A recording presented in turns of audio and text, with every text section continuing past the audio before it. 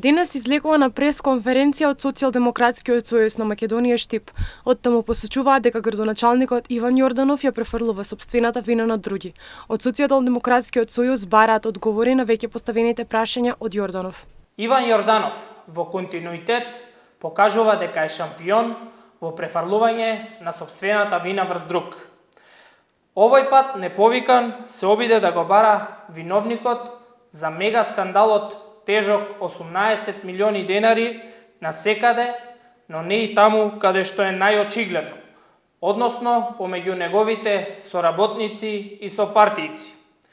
Згоре на се, тој лажно се представува како подносител на кривична пријава, иако фактите кажуваат нешто сосема друго.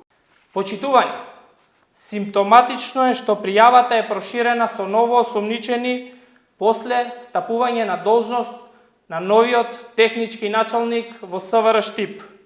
Затоа, инсистираме институциите да го расветат случајот во целост, без обиди на ново назначените за заташкување и разводенување на истите. Градоначалникот Јорданов во денешната изјава потенцираше дека како ќе се ближат изборите, така Социјалдемократскиот сојуз ќе излегуваат со лаги и манипулации и ќе бараат виновник во нивната измислица. Очекувам да излезат со обвинение против градоначалникот на општина Штип дека е виновен можеби и затоа што врне дожд или дува ветер.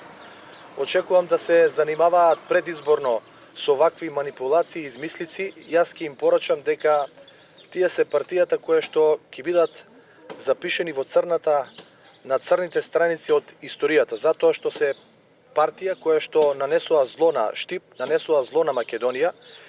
Очекувано е од нив предизборно да ја замајуваат македонската и штипската јавност.